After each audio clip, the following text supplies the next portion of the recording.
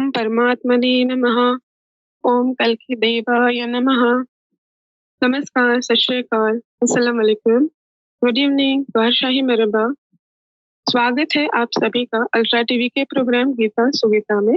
मैं आपकी host doctor Smita, Mumbai, India से। सबसे पहले मैं मेरे जो भगवान महाभगवान कल्कि अवतार सरकार महाशाही जी के चरणों में कोटि कोटि वंदन करती हूँ। तत्पश्चात सदगुरु संत शिरोमणि सैयदी यूनुस अल गौहर जी के चरणों में मेरा कोटि कोटि वंदन है। पैनल के सभी संत जनों का मैं अभिनंदन करती हूँ। गीता का जो महत्व है, ये किसी भी इंसान के बस की बात नहीं है कि वो बता सके। गीता जो है, इसकी जो लैंग्वेज है बहुत ही सिंपल है। कोई भी इंसान एकदम थोड़े से प्रयास से इसको पढ़ सकता है, लेकिन उसके अंदर जो गुण है वो जब श्रद्धा और भक्ति मन से उसे पढ़ा जाता है तभी मालूम होता है। हमारे पैनल के जो संतजन है, उन्होंने कल्कि अवतार सरकार गौहर शाही जी की कृपा से अपने मन को श्रद्धा भक्ति किया है। चलिए देखते हैं उन्होंने इस गीता से कौन सा गुण ज्ञान प्राप्त किया है। तो स्वागत करते हैं हमारे पैनल के सभी संतजनों का। नमस्कार, स्वागत है आप सभी जनों का।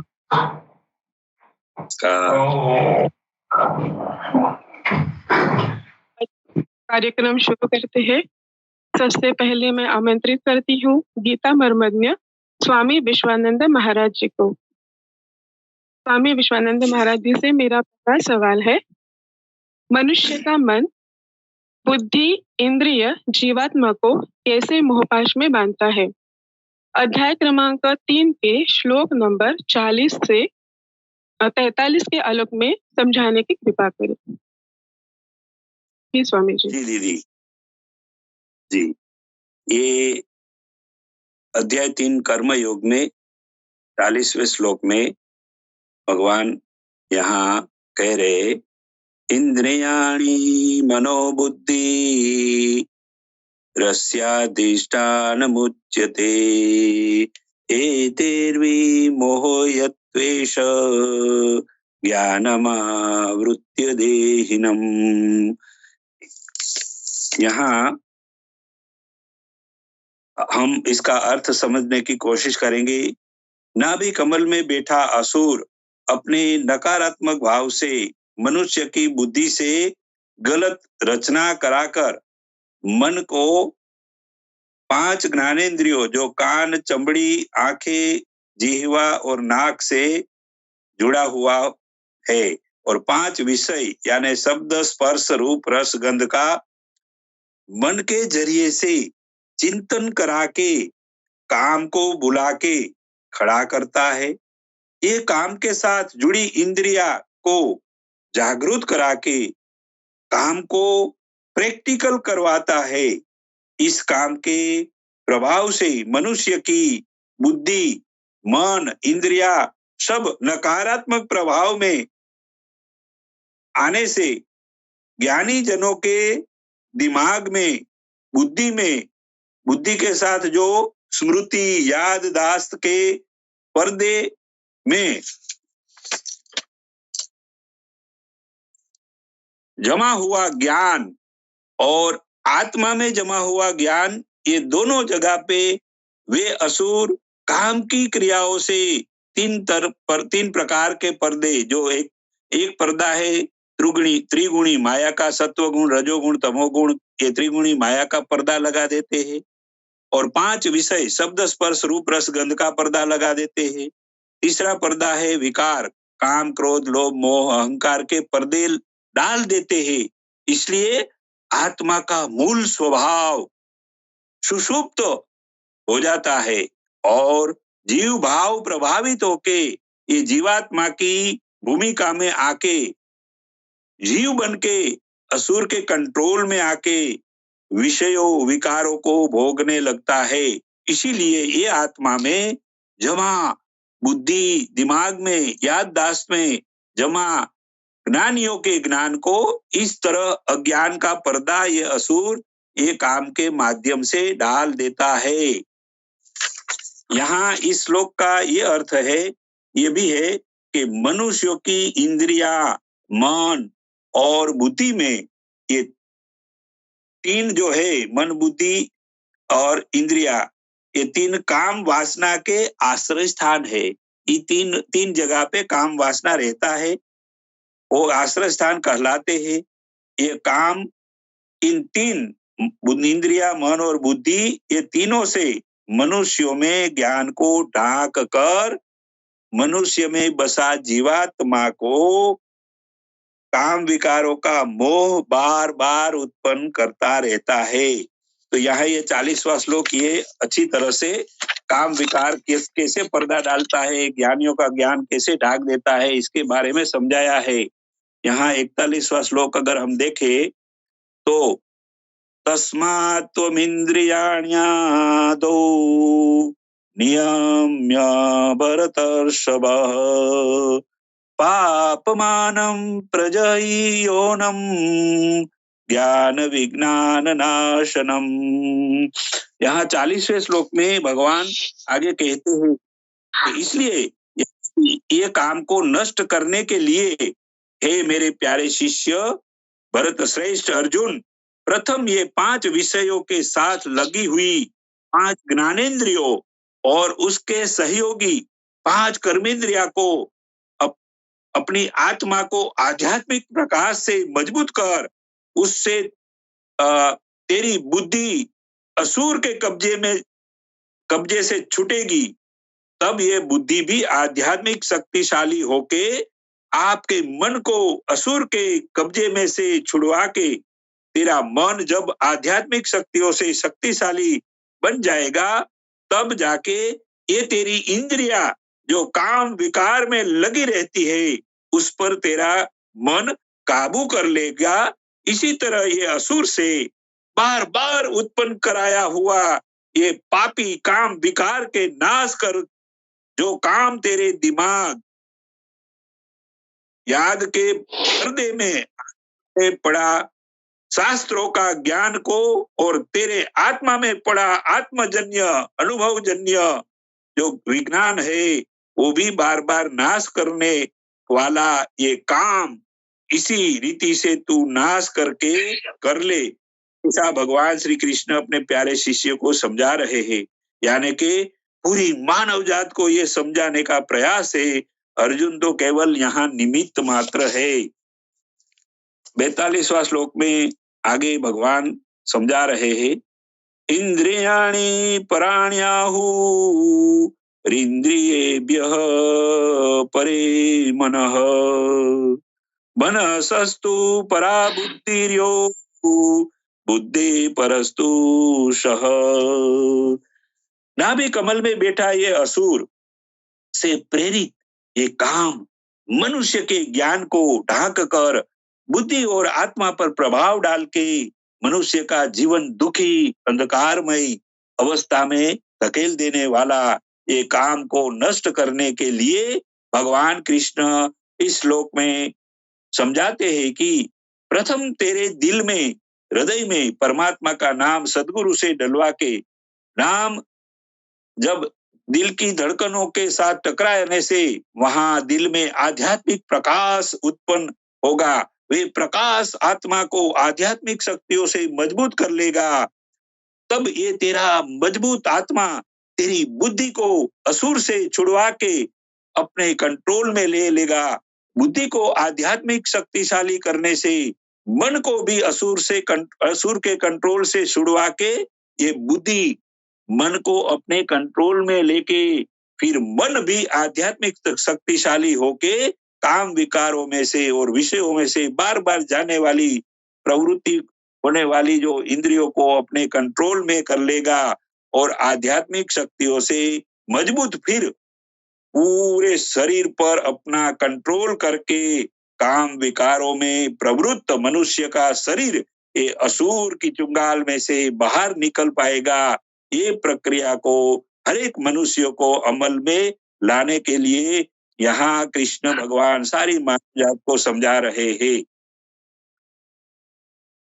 43 श्लोक में एवं बुद्धे परम बुद्धत्वा संस्तभ्यात्मानमात्मना जहि शत्रुं महाबाहो कामरूपम दुराशदम। यहाँ इसी तरह फिर से अपने प्यारे शिष्य अर्जुन को यही बात समझा रहे हैं कि हे महाबाहो, मनुष्य का आत्मा मनुष्य की बुद्धि से महान है, मनुष्य की बुद्धि मनुष्य के मन से महान है, और मनुष्य की इंद्रिया से मनुष्य के शरीर मनुष्य के शक्तिशाली मन महान होने से ये मन से इंद्रिया अंकुशित होती है, और जब ये मन मजबूत मन से इंद्रिया अंकुशित बन जाती है, फिर से ये इंद्रियों को काम विकारी दुर्जन शत्रु से मुक्त करा के मनुष्य ये विनाश कर देने वाला काम रूपी मनुष्य जाति का शत्रु को नाश कर पाता है। उसकी शुरुआत तो दिल में परमेश्वर का नाम सिमरन से ही मनुष्यों को करनी होगी, तब जाके क्रमशः ये सब अंग आध्यात्मिक शक्तियों से मजबूत होते चलेंगे। तब ये जो आखिर में मजबूत मन से इंद्रिया को काम विकारों से मुक्त करा पाएंगे। इसी तरह यहाँ बहुत अच्छी तरह से ये सारे अंग, प्रति अंग जो मजबूत कैसे किया जाएगा, कैसे कंट्रोल कर पाएंगे, और ये काम विकार को कैसे हम कंट्रोल करेंगे, ऐसे सुंदर रीति से क्रमबद्ध एक के बाद अंग कैसे प्रभावित होता है, इसको यहाँ भगवान सारी मानव जात को समझा रहे हैं। जी दीदी। जी बहुत बहुत शुक्रिया स्वामी जी। मेरा दूसरा सवाल है कुलावदूत स्वामी सच्चिदानंद नाथ महाराज जी से। भगवत गीता के अध्याय क्रमांक 3 में श्री कृष्ण और अर्जुन के संवाद में ब्रह्म विद्या का क्या निष्कर्ष निकलता है, आसान भाषा में समझाने की कृपा करें। आप सभी का हार्दिक स्वागत एवं अभिनंदन है। ब्रह्म विद्या वो ज्ञान है जो उस परम तत्व से मिला दे या उसमें उसकी स्थिति दिला दे, अंधकार को हटाकर प्रकाशित कर दे। स्पष्ट है कि ये यज्ञ और यज्ञ की पूर्णावधि मतलब पूर्ण होने तक यज्ञ की पूर्णता के लिए की गई क्रिया ही कर्म है। इस अध्याय में इसी कर्म को परिभाषित किया। स्पष्ट है कि यज्ञ एक निर्धारित प्रक्रिया है और इस प्रक्रिया के अतिरिक्त जो भी कर्म है या जो भी क्रिया है वो इस लौकिक जगत का ही बंधन है। वो प्रकृति के गुणों से ओतप्रोत है, उससे प्रभावित है। अध्यायों में ये बताया जा चुका है कि प्रकृति के गुणों से आबद्ध इंसान हर समय कुछ न कुछ करता ही रहता है, तो वो कर्म से उसका छुटकारा तो नहीं मिल सकता। लेकिन जो निर्धारित प्रक्रिया से किया गया कर्म है वही उसी कर्म की चर्चा भगवान श्री कृष्ण कर रहे हैं। जिस कर्म की चर्चा श्री कृष्ण कर रहे हैं वो मोक्ष से अशुभात, वो मुक्त कर देता है अशुभ से, इस लोक बंधन से, इस प्रकृति से आबद्ध कर्मों से। श्री कृष्ण ने यज्ञ की विशेषताओं का चित्रण किया और यज्ञ करने पर बल दिया तथा कहा कि जो यज्ञ नहीं करते वह पापायु हैं, व्यर्थ ही जीते हैं। पूर्व में महर्षियों ने भी इसी कर्म को करके उस परम तत्व को जाना, उसको पहचाना, उसकी स्थिति में पहुंचे और आत्मतृप्त हुए। उनके लिए कर्म की अब कोई आवश्यकता नहीं रह गई, लेकिन लोक हित के लिए, लोक कल्याण के लिए वो सदैव उस नियत कर्म में लगे रहे, उस कर्म को करते रहे। अभी तक केवल इतना ही बताया गया कि यज्ञ की प्रक्रिया ही कर्म है। यज्ञ पे विशेष प्रकाश नहीं डाला गया, जिससे स्पष्ट हो सके कि यज्ञ की वो क्रिया क्या है और कर्म क्या है। जब यज्ञ स्पष्ट हो जाएगा तो कर्म अपने आप स्पष्ट हो जाएगा। लेकिन अभी तक केवल इतना ही बताया गया कि यज्ञ की जो प्रक्रिया है वही कर्म है। वस्तुतः अभी स्वामी जी बोल रहे थे, काम, क्रोध, द्वेष, राग आदि विजातीय प्रवृत्तियों को पार पाना ही युद्ध है। इस कर्म रूपी युद्ध से इन विजातीय प्रवृत्तियों पे विजय पाई जा सकती है और बिना युद्ध के, बिना कर्म के ये संभव नहीं है कि हम लोग बंधन से मुक्त हो सकें, संसार बंधन से मुक्त हो सकें। इसीलिए बार बार वीर साधकों को, या जिसे क्षत्रिय कहते हैं, जो प्रकृति के गुणों का समन कर चुका होता है, मन पे भी नियंत्रण होता है, ऐसे साधकों के लिए, ऐसे अनुरागी अर्जुन के लिए बार बार श्री कृष्ण युद्ध के लिए आह्वान कर रहे हैं। और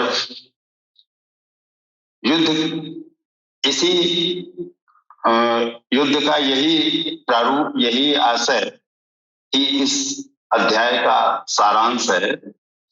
संक्षेप में यही हम कह सकते हैं कि काम, क्रोध, लोभ, मोह, मत्सर, राग, द्वेष, आसक्ति, इन सारी विजातीय शक्तियों से हम पार पाके या इनका समन करके, मन को भी नियंत्रित करके उस परम तत्व को जान लें, तत्वतः पहचान लें, यही युद्ध है, यही यज्ञ है और यही इस अध्याय का सारांश है।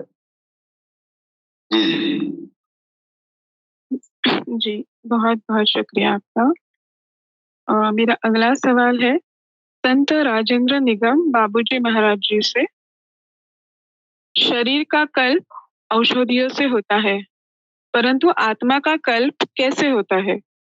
कर्म बंधन से मुक्ति योग से कैसे होता है? इस योग के निर्माता कौन है?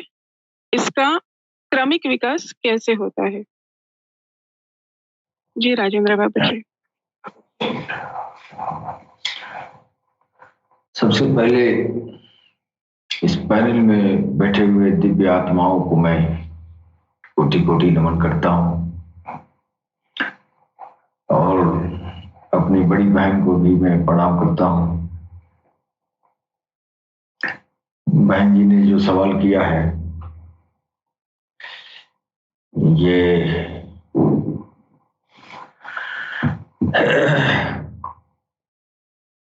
शरीर का कल्प औषधियों द्वारा होता है, परंतु आत्मा का कल्प कैसे होता है?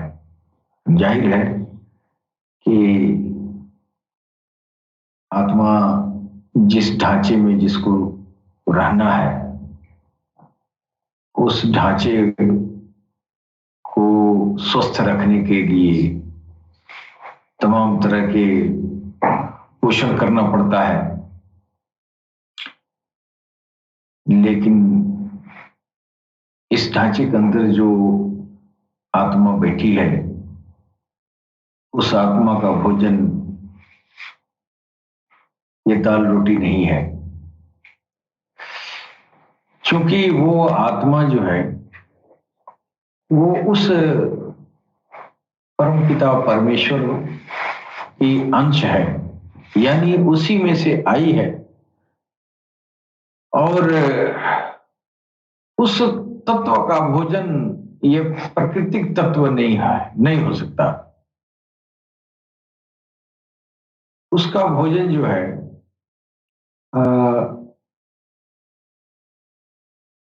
भगवत भजन से बनी हुई जो ज्योति है, दरअसल वही ज्योति उसका वो पोषण करती है। यानी आत्मा भगवत भजन से बनी हुई ज्योति को ग्रहण करती है। तो जिस्म का कायाकल्प जो है, इस शरीर का कायाकल्प औषधियों के और तमाम तरह के खाद्य पदार्थों से होती है, लेकिन आत्माओं का पोषण वो भगवत भजन के द्वारा जो ज्योति प्रज्वलित होती है, उसी ज्योति को वह जो है पोषण करता है। अब बात रही कि ये कर्म बंधन से ये मुक्ति कैसे होगी।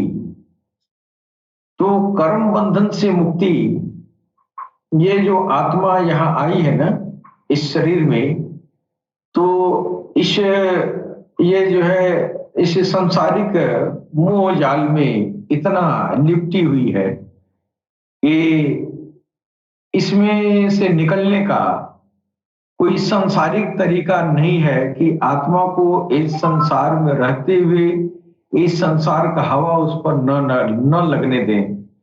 ऐसा कोई सांसारिक विधि नहीं है। इसके लिए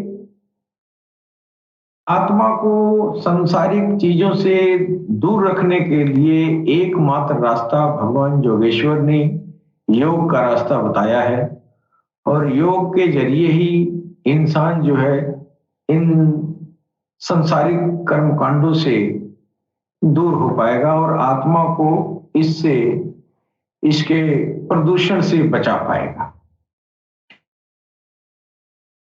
अब ये जो योग की जो ज्ञान है, इसको जो है सबसे पहले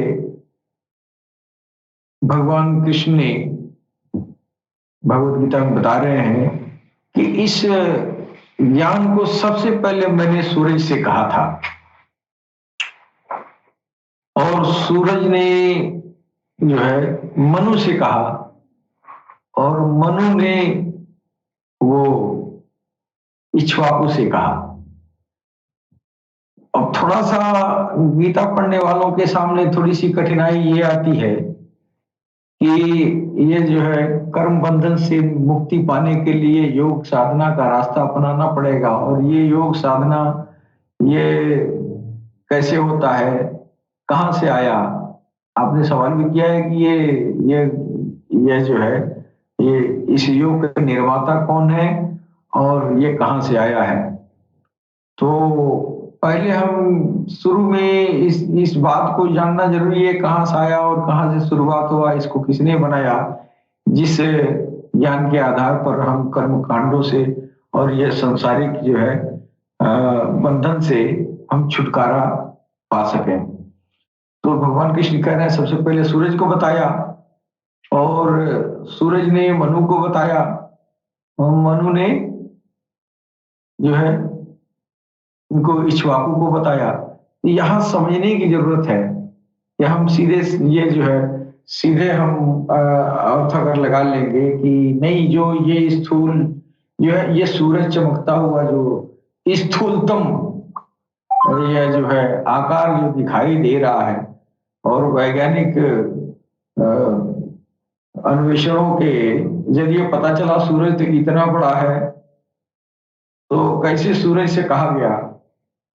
और सबसे बड़ी बात आश्चर्य की है कि भगवान कृष्ण कह रहे हैं कि मैंने कल्प के आदि में हमने सूरज से कहा। तो अब यहाँ जो है अब आगे कृष्ण भी ये जो है अर्जुन भी कह रहे हैं कि हे प्रभु, आप तो मेरे साथ के, आपकी पैदाइश है और मेरे हम उम्र के लमसम है, आपने सूरज से कैसे कह दिया। तो सबसे बड़ी चीज अर्जुन को इसी बात का पता नहीं था कि जब इन्होंने कहा कि मैंने कहा, तो मैंने का अर्थ उन्होंने समझ नहीं पाया। वो यही समझे कि ये स्थूल शरीर जो कृष्ण का ये मोर पंखधारी खड़ी है, यही शरीर कही थी, ये शरीर नहीं कही थी। इस शरीर में जो परम तत्व मौजूद है उसने कही थी। यानी वो जो है कृष्ण के आने के पहले भी कृष्ण थे और कृष्ण के जाने के बाद भी कृष्ण हैं। मतलब ये हुआ कि जो परम तत्व कृष्ण के अंदर मौजूद था, वो चीज जिस गुरु के अंदर है तो वो कृष्ण है, वास्तव में वो कृष्ण है। अब वो कृष्ण जो है एक तो ऊपर बैठा है अपने परम धाम, लेकिन अपना मैनिफेस्टेशन, अपना जो है इजहार इन्हीं साधकों के बीच करता है, यानी इसी देहधारी लोगों का आधार बना के यहां प्रकट होता है कि नहीं? तो यह ज्ञान जिस देह में वो आया था, यानी गुरु में आया, और गुरु जो है कृष्ण का रोल कर रहा है, और गुरु जो है अपने वो विश्वान को बता रहा है। विश्वान मतलब सूरज है। सूरज से मतलब यहां उस विवश, यह जो है प्राणी, वो विवश भक्त जो अपने पापाचारियों से, अपने कर्मों से वह जो है दुखित होके ग्लानि करता है, और ग्लानि में उसको जब इस बात का बोध होता है कि हमने ये गलत किया, हमको भगवान की तरफ जाना चाहिए, हमारा ये पापाचार कैसे मिटेगा, तो वो गुरु के पास जाता है। और गुरु जब ये बेबस इंसान, उसकी आत्मा जब उसके पास गुरु के पास जाता है, तो गुरु जो है भगवान का पवित्र नाम, चाहे राम हो या अल्लाह हो, वो उसके गले में उतार देता है। कहता है कि ये राम राम है या भगवान का कोई भी नाम, ये कुछ सोहम कहते हैं, कुछ नमः शिवाय कहते हैं, कुछ शिवा कहते हैं, कुछ अन्य धर्म वाले अपने हिसाब से अपने ये जो है संबंधित भगवान के नाम को जो है नामदान प्रदान किया जाता है। जब वो नाम उस विवश इंसान भक्त के अंदर जो भगवान को पाने के लिए वो विवश है, या मेरा जो है कल्याण, मेरी आत्मा बस भगवान से संतुष्ट होगी, उसके हृदय में उतारा, उसको सूरज से जो है तुलना किया गया। यानी वो सूरज है जिसके अंदर जो वो उस भक्त की श्वासा क्रिया, यानी श्वासा क्रिया में देता है। सरकार गौहर शाही कहते हैं, बोलो मेरे साथ राम राम राम राम, या भगवान का कोई नाम अल्लाह हो। तो ये वो विश्वान है जिसको दिया जाता है, वो तालिब है, उसको भगवान की चाहत है, भगवान की तरफ जाना चाहता है। तो ऐसे लोगों की सांसों का मिसाल जो है सूरज से दिया। अब ये वो जो रामदान है, राम नाम है, उस नाम का, गुरु का दिया हुआ नाम का संस्कार उसकी सांसों में रस बच जाता है। धीरे धीरे कुछ दिन के बाद से उस सांसों के जरिए वो जो है मन पर चला जाता है। सरकार गौहर शाही कहते हैं कि अपने मन में, दिल की धड़कनों पर मन में मिलाओ, मन में मिलाओ क्या, रा राम रा राम रा राम, एक टिक के साथ रा, दूसरे के साथ राम, मन में मिलाते मिलाते सो जाओ। तो पहले तो आपने जो है सांसों के जरिए प्रभु का सिमरन किया, अब वो सिमरन, वो आराधना, वो आपके मन में चला गया, मन में चला गया। श्वासों से मन पर जाना, सूर्य का मनु से कहना है। यही भेद है कि आदमी समझ नहीं पाता है, और आगे जो है रास्ता जब भटक जाता है तो फिर वो दूसरी तरफ चला गया। जिसकी रास्ता भटक गया वो कभी भगवत गीता को समझ नहीं पाएगा। और समझाने वाला जो है स्वामी जी जैसा गुरु होना चाहिए, या हमारे भगवान सदगुरु सैयदी यूनुस अल गौहर जैसा होना चाहिए, ताकि उसकी जो वास्तविक मतलब है वो दिल में उतर जाए। हम भी पहले सुना करते थे कि भगवान ने कहा कि मैंने सूरज को कहा, सूरज ने मनु से कहा, मनु ने जो है इक्ष्वाकु से कहा, है कि नहीं?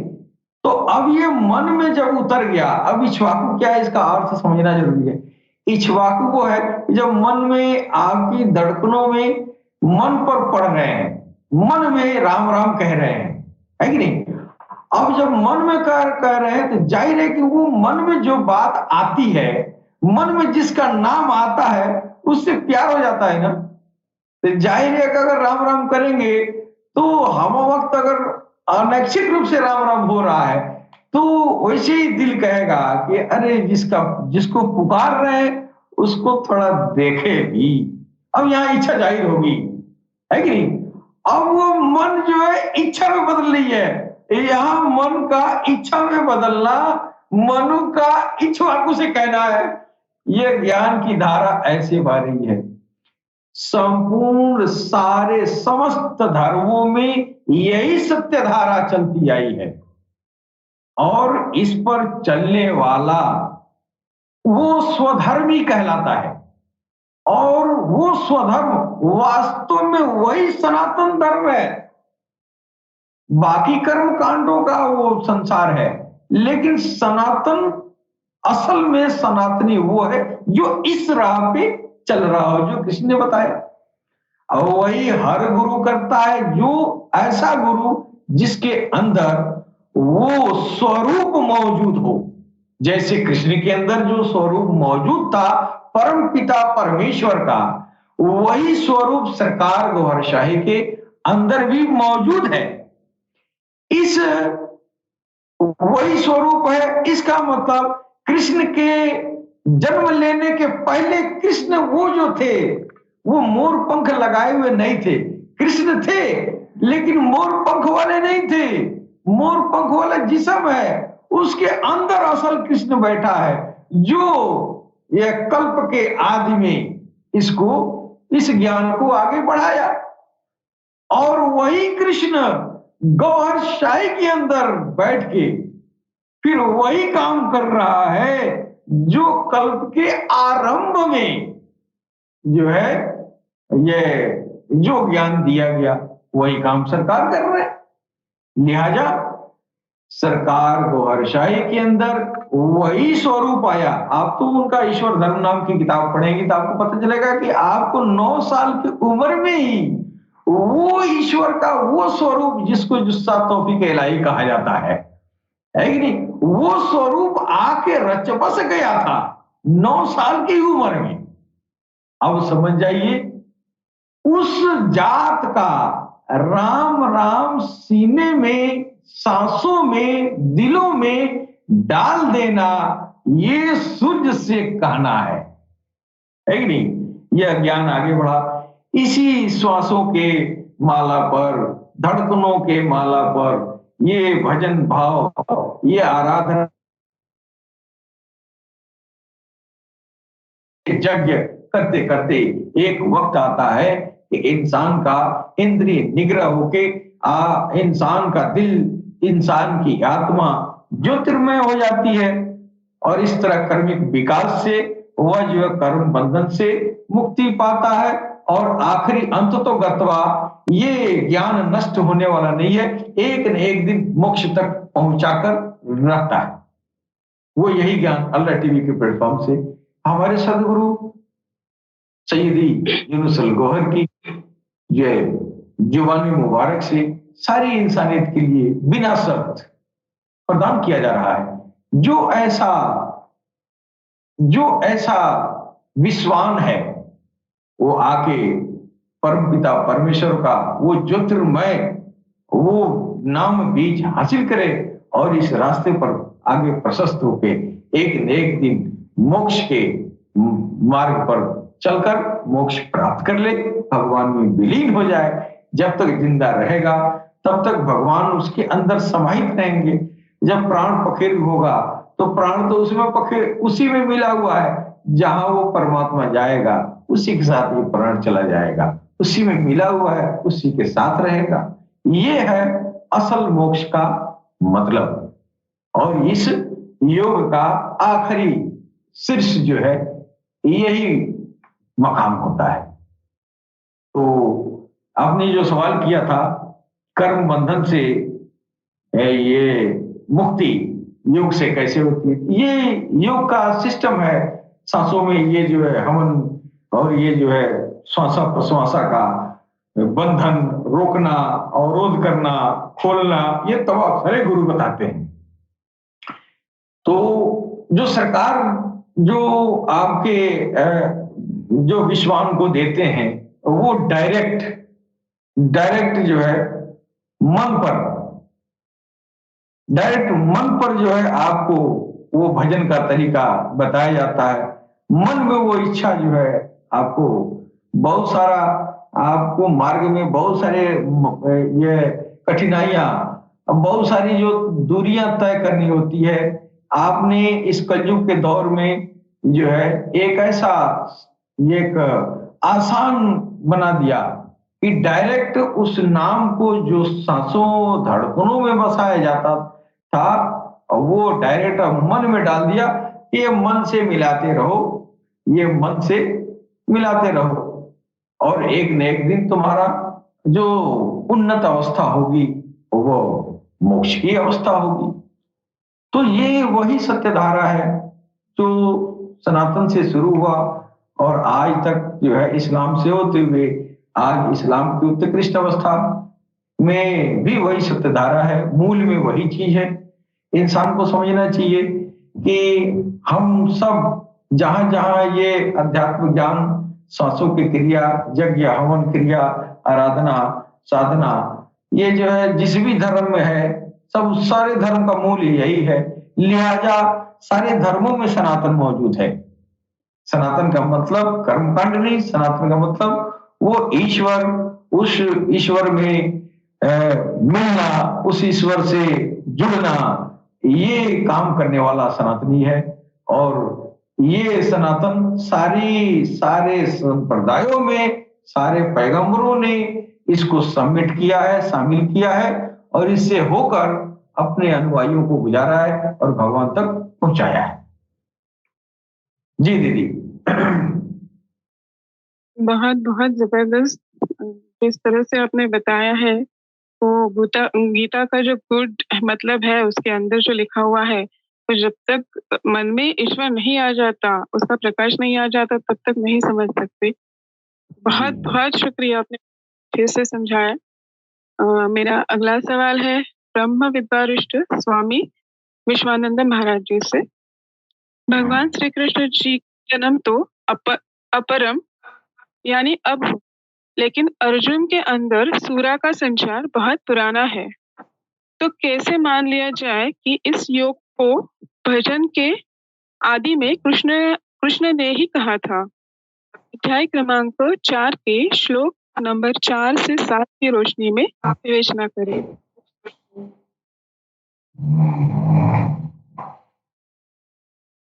अपने परम पूज्य गुरु जी को सवाल करता है, प्रश्न करता है, अपरम भवतो जन्म परम जन्म विवस्तः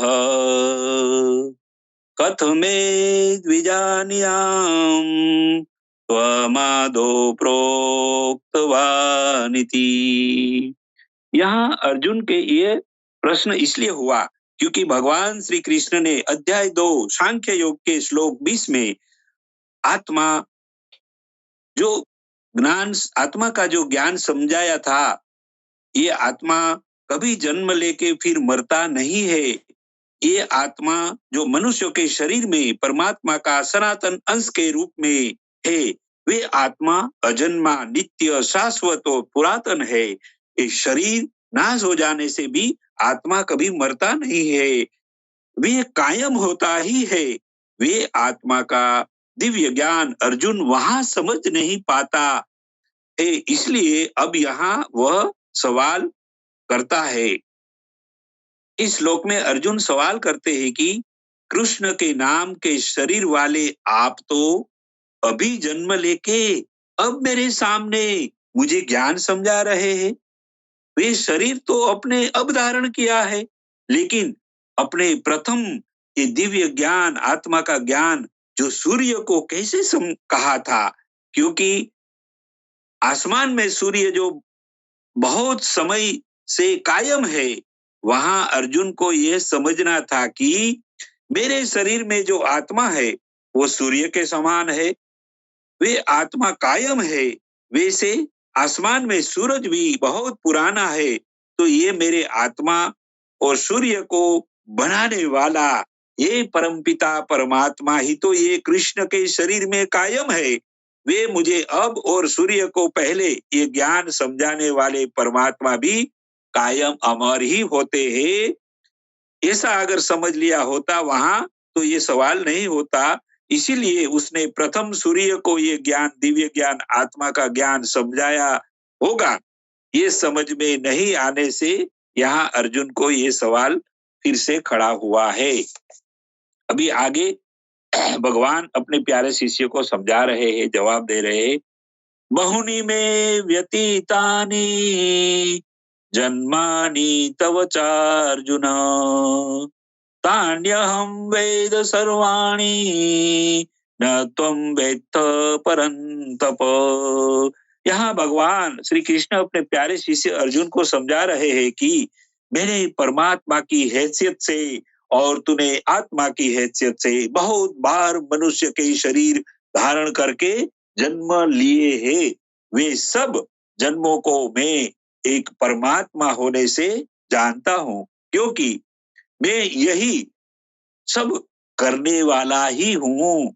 मेरी स्मृति, मेरी दृष्टि में मेरे साथ कायम रहती है, अमर रहती है, और इसी कारण से ये तेरा और मेरा सब जन्म मेरी समझ में रहा है।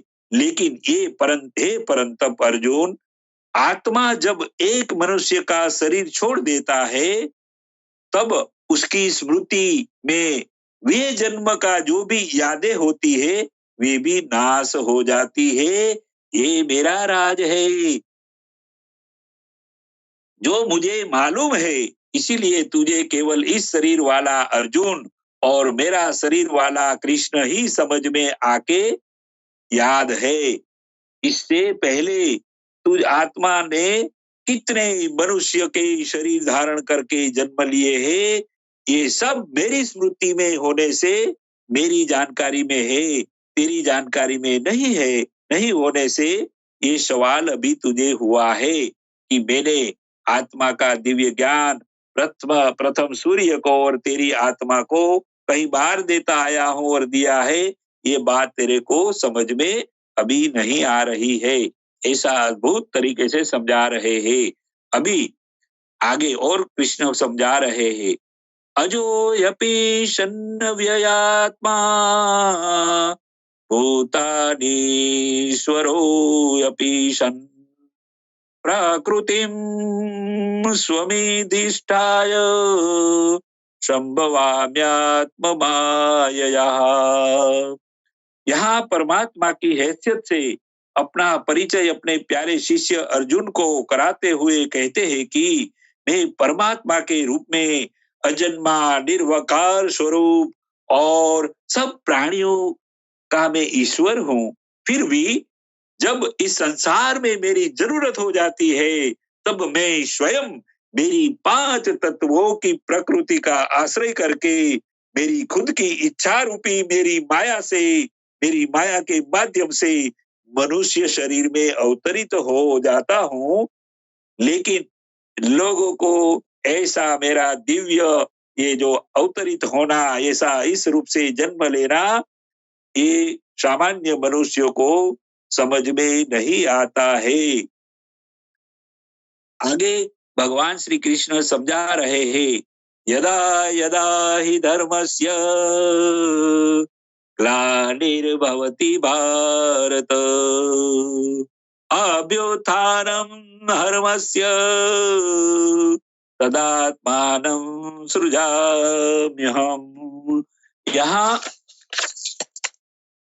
इस श्लोक में भगवान श्री कृष्ण अपने अलौकिक दिव्य अवतरित होने वाले अपने जन्मों के संबंध में अपने प्यारे शिष्य अर्जुन को समझा रहे हैं कि हे भारत, जब जब इस संसार में और मनुष्य के शरीर में भी समझ लो कि जब जब मनुष्य के शरीर में भी धर्म की अव्यवस्थाओं में बिगाड़ होके नुकसान होने लगता है और अधर्म की वृद्धि यानी कि शरीर में असुर का नकारात्मक प्रभाव बढ़ जाता है और बाहरिक रूप से देखो तो इस संसार में भी जब जब अधर्म की वृद्धि हो जाती है तब तब मैं मेरा दिव्य जन्म धारण करके अवतरित होता हूँ और आध्यात्मिक मार्ग में चलने वाले साधकों के दिल में स्थापन होके उनकी यादों से वहां जाके उनकी पुकार से वहां मेरे को जाना पड़ता है तब उनके हृदय में हृदय कमल में प्रवेश करके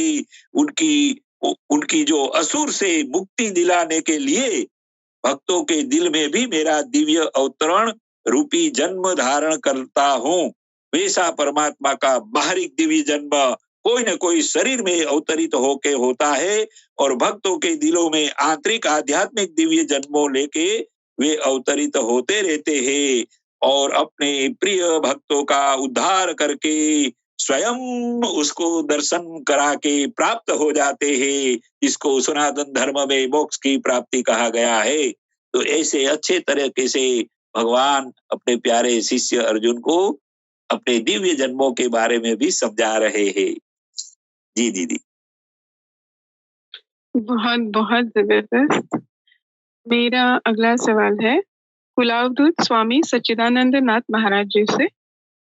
अवतार कहाँ होता है? ये अवतार प्रकट होकर करते क्या है? अध्याय क्रमांक 4 के श्लोक नंबर 8 और 9 की रोशनी में बताने की कृपा करें। बीती उम्र हरि भजन निहारे। तुलसीदास ने भी कहा कि हृदय बहुत दुख लाभ जन्म गयो हरि भगत बिन।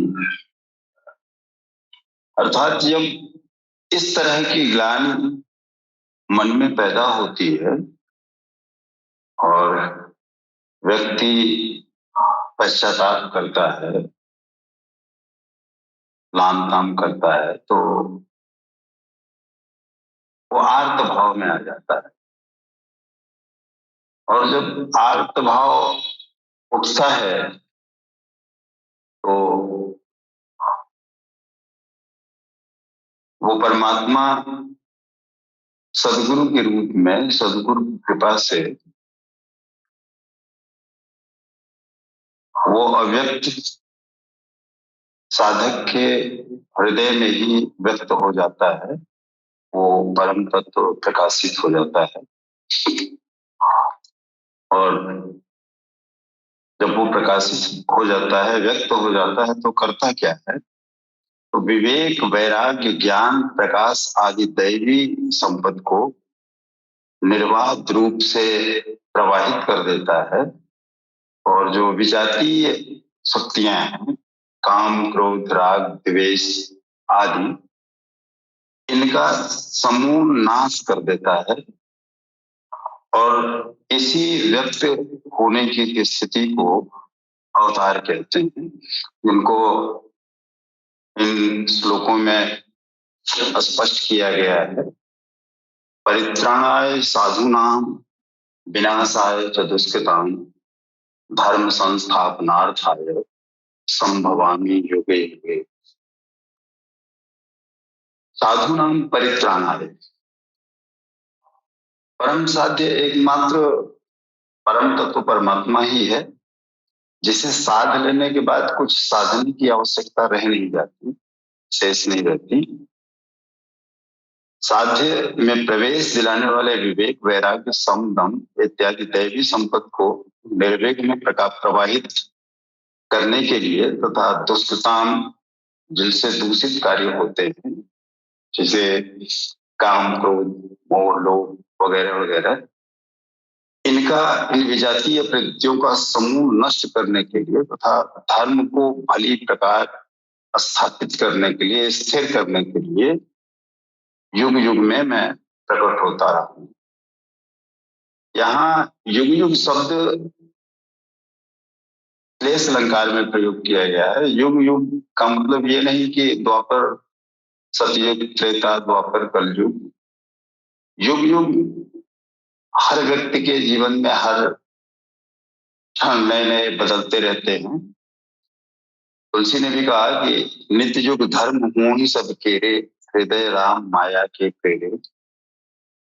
तो जब उसकी माया होती है, जब उसकी प्रेरणा होती है, तो साधक की जो स्थितियां हैं, जब वो उस पुरुष से प्रकृति जागृति की अवस्था में आती है, स्थिर रहती है, फिर लुप्त हो जाती है, अर्थात सतोगुण, रजोगुण और तमोगुण, इन तीनों गुणों की जो स्थितियां बनती बिगड़ती रहती हैं, उसी को वर्ण भी कहा गया है, उसी को युग भी कहा गया है। तो प्रारंभिक स्थिति में जब सतोगुण की अधिकता रहती है, रजोगुण और तमोगुण नहीं रहता है, उस स्थिति को हम सतयुग कह लेते हैं। और जब सतोगुण के साथ साथ थोड़ा रजोगुण भी आ जाता है और तमोगुण नहीं होता है, तो उसको हम त्रेता कह लेते हैं या वैश्य की स्थिति कह लेते हैं। और जब रजोगुण सतोगुण समाप्त हो जाता है, जब रजोगुण और तमोगुण थोड़ा थोड़ा होता है, तो उसको हम द्वापर कह लेते हैं या क्षत्रिय की स्थिति कह लेते हैं। और जब केवल और केवल तमोगुण रहता है, रजोगुण और सतोगुण का अभाव हो जाता है, उस परिस्थिति को हम कलयुग कहते हैं। अर्थात जो प्रारंभिक अवस्था होती है, जब हमारा हृदय सनोवर की स्थिति में होता है, शुद्ध बुद्ध जिसके पास नहीं होती है, यही कलयुग है। और तामस बहुत, रजोगुण थोड़ा, कलि प्रभाव विरोध चकोरा। तुलसी ने भी कहा कि तामसी गुण बहुत ज्यादा बढ़ जाते हैं और चारों तरफ विरोध ही विरोध होता है। तो यहाँ पे युग युग की स्थिति ये है कि हमारे शरीर में ही, हमारे हृदय में ही स्थितियां परिवर्तित होती रहती हैं। उस परिवर्तन को ही युग युग हर स्थिति में भगवान हमारे साथ रहते हैं, हमको मार्गदर्शन करते हैं। ये अलग बात है कि जब हम कुछ समझ ही न पाने की स्थिति में हैं और अज्ञान में डूबे हुए हैं, तो उस समय उनके संकेतों को हम नहीं समझ पाते। थोड़ा सा जब गुरु कृपा होती है, भजन होने लगता है, सुमिरन होने लगता है, वैसे की स्थिति आ जाती है, तो थोड़ा थोड़ा समझ आने लगता है। और जब प्रकृति के गुणों को हम साध लेते हैं, अर्जुन बन जाते हैं, क्षत्रिय बन जाते हैं, तो इस चीज को योगो योगो कहा गया है। अगले श्लोक में कह रहे हैं कि जन्म कर्म च मेव दिव्यमेवं यो वेत्ति तत्वतः त्यक्त्वा देहं पुनर्जन्म नेति मामेति सोऽर्जुन। जन्म कर्म, जो उसका व्यक्त होना या उसका जो कर्म करना, प्रेरणा देना है, जब ग्लानि के साथ स्वरूप की रचना तथा कर्म प्रारंभ होता है, अर्थात दुष्कृतियों के कारणों का विनाश, साध्य वस्तु को दिलाने वाली क्षमताओं का निर्दोष संचार होने लगता है, धर्म की स्थिरता, यह कर्म और जन्म दिव्य अर्थात अलौकिक है, लौकिक नहीं। इन चर्म चक्षुओं से इसे नहीं देखा जा सकता और उसको न तो बहुत धन पशुओं ने देखा है, न बहुत पढ़े लिखे लोगों ने देखा है। उनको देखा तो सिर्फ जिसने तत्व को देखा। सवाल उठता है कि तत्व क्या है? तत्व ही सत है। अध्याय 2 में सत और असत का विवेचना किया है उन्होंने कि सत का कभी अभाव नहीं होता और असत का वजूद ही नहीं होता है, वो होता ही नहीं, केवल एक भ्रम होता है।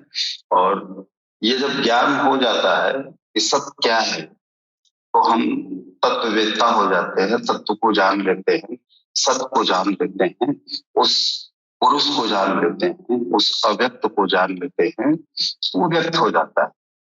इसी प्रक्रिया को, इसी चीजों को हर धर्मों में समझाया गया है, सिखाया गया है। लेकिन उसमें जो कर्मकांड की चाशनी लग गई, वहीं से भ्रमित हो गया समाज। अन्यथा कोई धर्म ये नहीं सिखाता कि सत्य को न मानो, असत्य को और ढकोसले को, ढोंग को करते रहो। तो जो तत्ववेत्ता है वही जान सकता है, क्योंकि वो प्रकृति के गुणों से पार हो चुका होता है, उस तत्व को का दर्शन कर लिया होता है। और सोई जाने ये रे जनाओ, जाना तुम्हें तुम्हें मिल जाए, वो उसका स्वरूप हो जाता है, उसी में स्थित हो जाता है। और त्यक्त्वा देहं पुनर्जन्म, वो ऐसा साधक अगर शरीर को छोड़ता भी है, त्याग भी करता है, तो पुनः उसका जन्म नहीं होता। वो मानी कि वो मेरे ही धाम को आप प्राप्त कर लेता है, मेरी ही शरण में आ जाता है, या मैं ही बन जाता है। ऐसा कुछ नहीं है कि 5 तत्व 25 तत्व इनकी गणना कोई सीख लिया तो वो तत्ववेत्ता होगा। तत्ववेत्ता का मतलब उस सत्य को जान लिया जिसने, वही तत्ववेत्ता है। वही इस अवतार को जान सकता है, इसको समझ सकता है, इसका दर्शन कर सकता है, और उसी से प्रेरणा ली जा सकती है समाज के द्वारा। शरीर को त्याग कर ऐसे लोग फिर इस जन्म मरण की प्रक्रिया में नहीं आते। वो जानते हैं कि शरीर तो नश्वर है, ये असत्य है, इसका कोई वजूद ही नहीं है। और ये ज्ञान होते ही सत्य प्रकाशित हो जाता है, और जब प्रकाश आ जाता है, ज्ञान आ जाता है, तो वो परिलक्षित हो जाता है, वो दिख जाता है, व्यक्त हो जाता है, उसके हृदय में प्रकट हो जाता है। यही इस श्लोक का आशय है। जी आप सभी लोग यहाँ पर आए और हमें इतना जो गूढ़ ज्ञान दिया, इसके लिए आपका बहुत बहुत शुक्रिया। और अभी वक्त भी, मतलब वक्त ने इजाजत हमसे छीन ली है, तो हमें ये कार्यक्रम समाप्त करना पड़ रहा है। मिलते हैं अगले शनिचर को। कल के अवतार सरकार बादशाही महाराज के चरणों में शत शत प्रणाम। बहुत सही, बराबर।